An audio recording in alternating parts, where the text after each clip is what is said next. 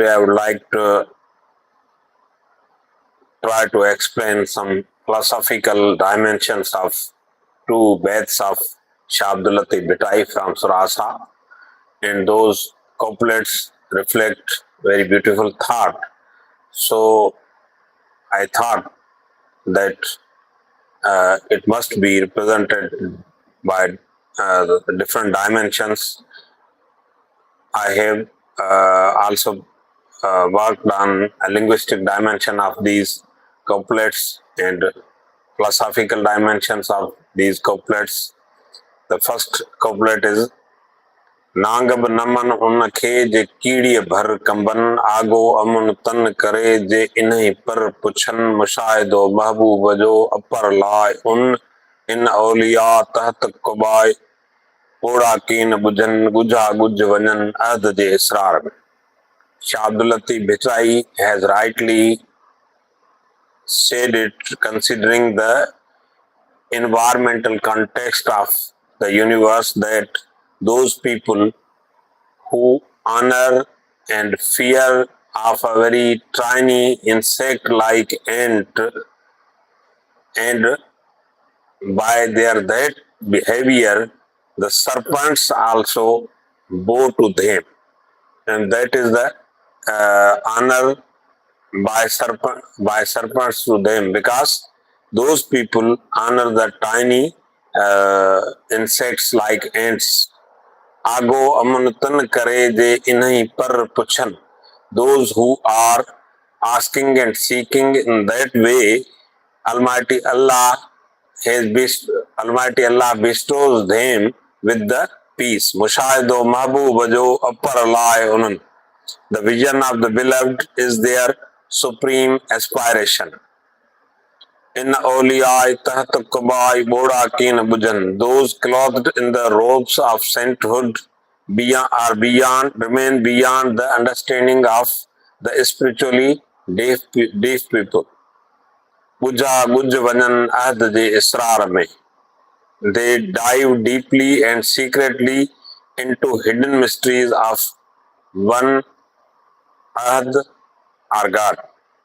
So if we are focusing its philosophical dimension, then we can say that this Bayat represents Shah Abdul Latif Bhitai's profound mystical reflections on fear, courage, spiritual perception, ecology, sainthood, and unknowability of divine reality.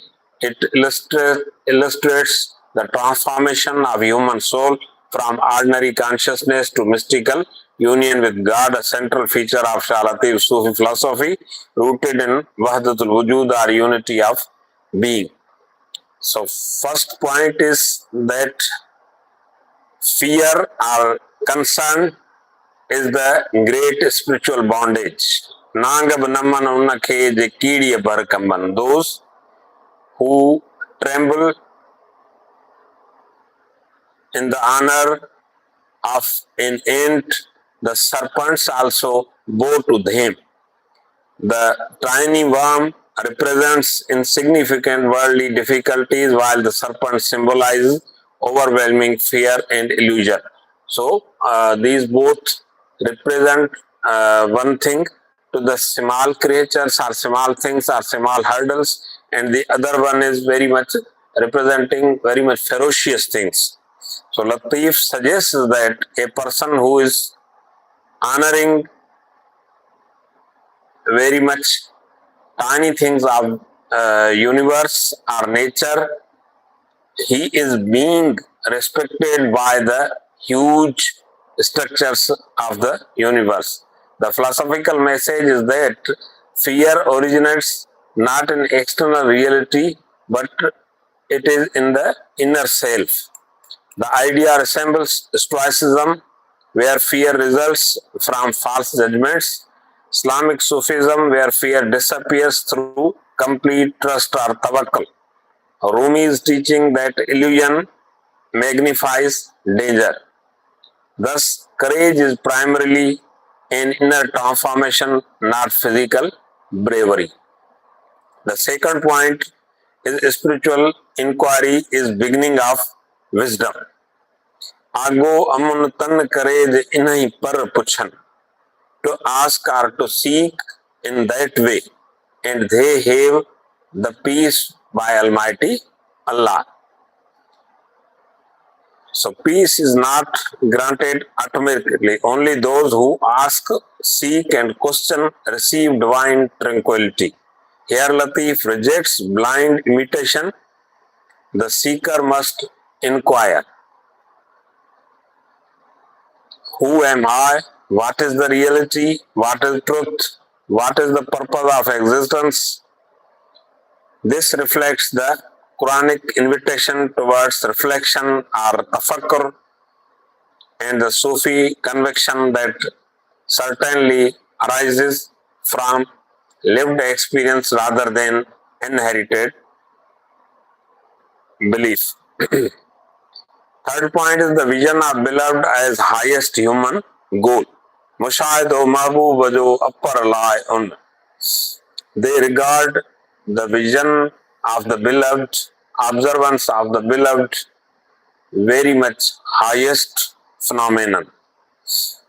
In Sufi philosophy, there are three stages: knowledge means ilm, recognition or marifat, work, vision or mushahidah. Latif teaches that true seekers are no longer motivated by worldly success, reputation or power. Their only desire is to behold the beloved. This reflects the classical Sufi understanding that love culminates in direct experiential awareness of God. Fourth point is the mystery of sense.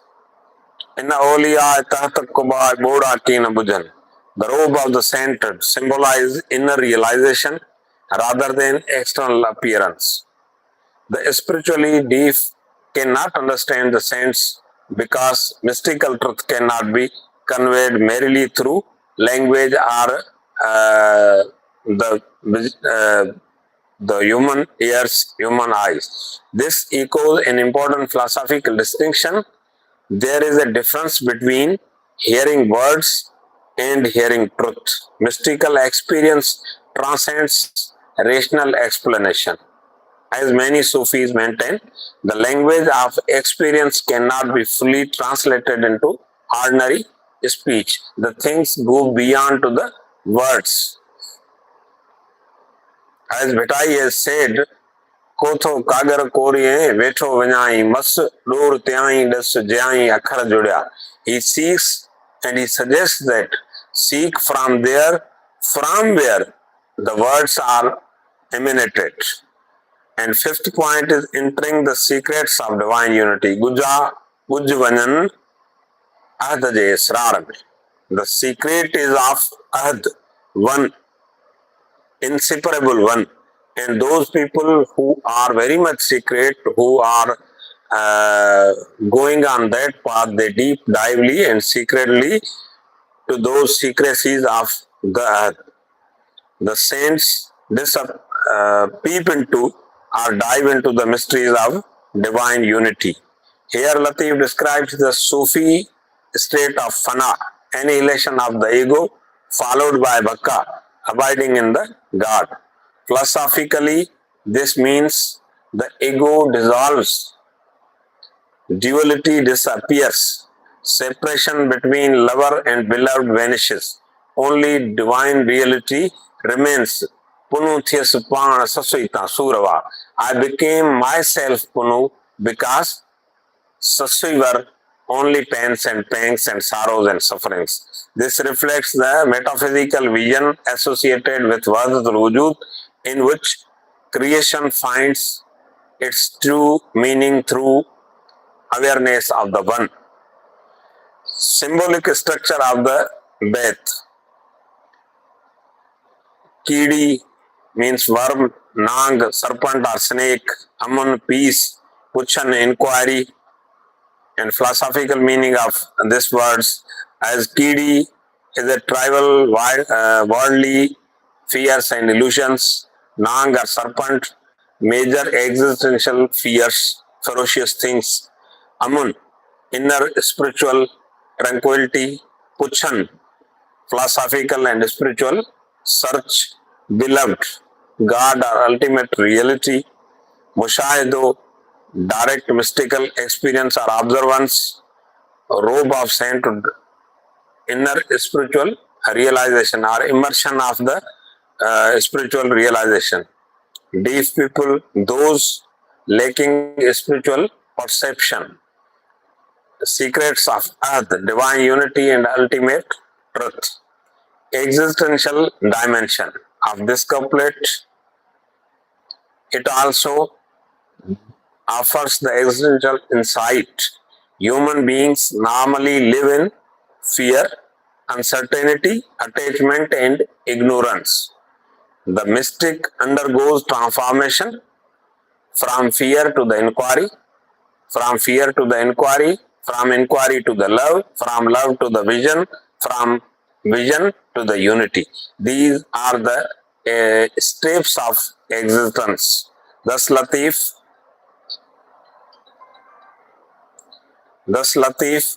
presents spiritual life as an inward journey from fragments existence to wholeness.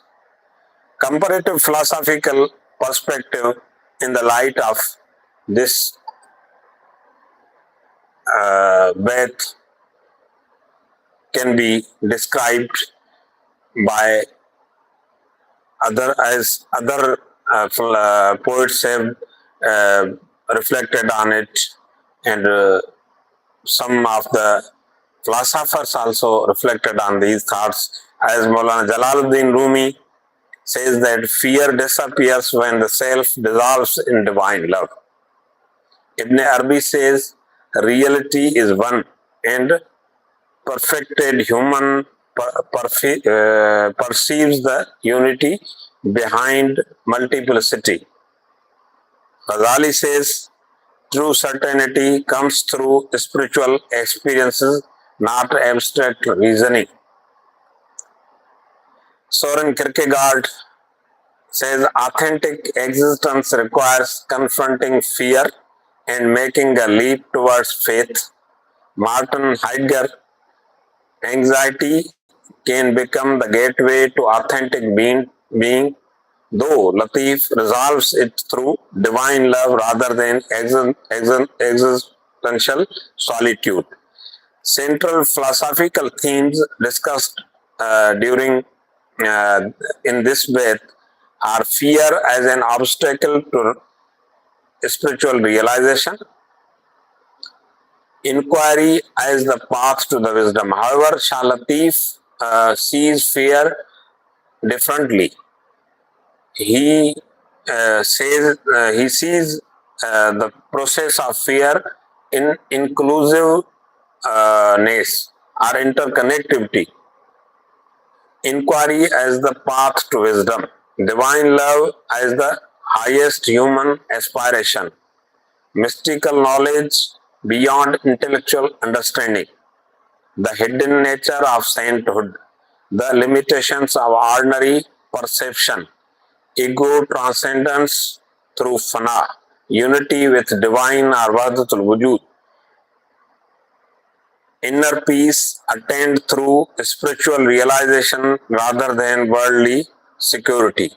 So this is very much beautiful philosophical aspect of uh, this couplet of Shah Abdul Latif Bhitai, and Shah Abdul Latif Bhitai has rightly narrated or touched different dimensions of life through that couplet. And in other couplet from same surasa, I would like to explain some philosophical dimensions of that couplet also. That couplet is Lokan like sabko likka like kon sachi jedi son mon pe manu. Everyone hides from ordinary people, but no one hides from the hidden one. Truth is like pure gold, yet people fail to recognize its face. So it appears some editions of Shah Salo with slightly different the likke kona. See if we are philosophically touch its different dimensions, then first is the illusion of concealment. The central philosophical paradox is that human beings believe they can hide. However, it is not true that they conceal their intentions, desires, and in identities from society, yet forget that existence itself transparent before the absolute. Shalatif distinguished between the two audiences. Lok means people, finite observers, the hidden reality or Lacan, the divine one who is unseen yet all seeing. This reflects the Sufi belief that nothing remains hidden before God, because God is the closer to the human being than one's own consciousness. Thus, the poem questions what is the value of hiding from creatures while remaining exposed before the Creator. The second point is critique of social identity. The Beth also criticizes social performance. Human beings constantly construct masks, social reputation, religious appearance, wealth, learning, power, so on and so forth. These masters deceive society but cannot deceive truth. Philosophically, Shalativ argues that identity created for society is false, whereas identity before truth is real. This recalls the existential distinction between appearance and authentic being. Third point is truth as pure gold. Sachi J.D. Son. Gold symbolizes purity, permanence, incorruptibility, intrinsic value. Truth resembles gold because it survives every test. It cannot be altered by opinion. It retains value regardless of recognition. Just as fire purifies gold, spiritual discipline purifies the soul. Fourth point is human blindness. Mauna paimano hai. People fail to recognize truth even when it stands before them. They are seeing, however, they are not buying it. This is not an intellectual failure but a spiritual blindness. The obstacle is not the absence of truth, the obstacle is the ego. In Sufi philosophy, the heart covered by the ego cannot perceive reality. Purification removes this veil.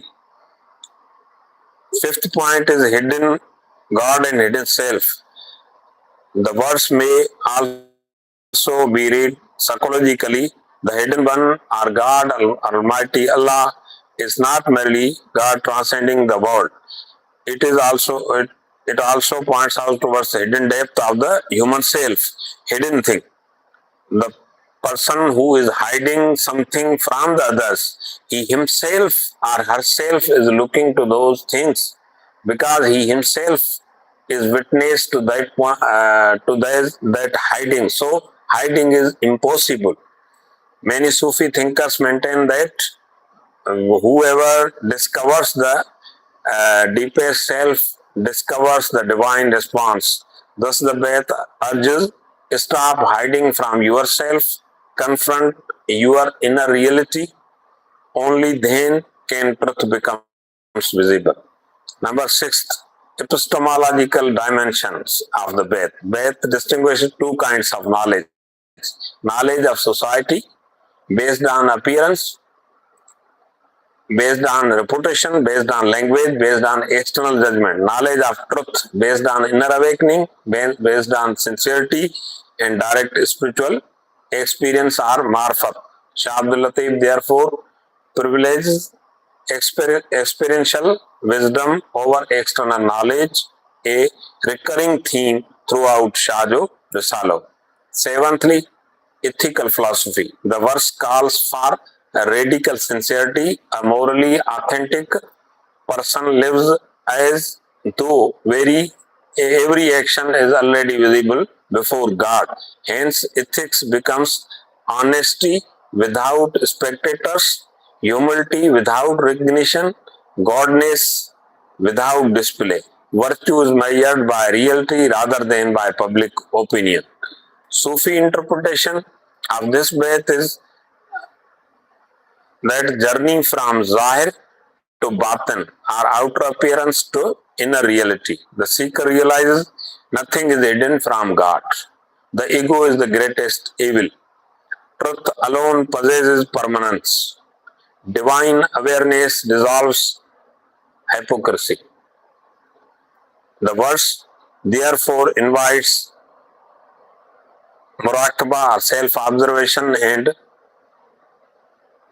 muhasaba or self-accounting or self-accountability, leading to spiritual purification. This emphasizes on moving from outward form to inward meaning is central to scholarly readings of Shah Abdul Latif's poetry. If we are looking with comparative perspective of different philosophical opinions and poetic opinions, then Jalaluddin Rumi Sahab says, hide your faults from people, but don't imagine that they are hidden from God. The real task is to hide your ego from yourself through humility. Imam Ghazali says, self-knowledge reveals hypocrisy and prepares the soul for knowledge of God. Ibn Arabi says, divine reality encompasses every being. Concealment is ultimately impossible because all existence is disclosed before God. Martin Heidegger says human beings often live in inauthenticity by conforming to social expectations instead of confronting their true being. Soren Kierkegaard has said authentic existence begins when the individual stands honestly before God rather than before the crowd. Central philosophical thesis of this bait is human beings spend their lives hiding from one another while forgetting that nothing is hidden from ultimate reality or by themselves. Truth is eternally pure like a refined gold, but only the purified heart can recognize it. In Shah Abdul Latif's philosophy, the greatest concealment is not hiding from people, it is hiding from truth itself. So, this myth reflects many points, many philosophical points beautifully. Shah Latif has expressed it fairly and squarely. Thank you very much.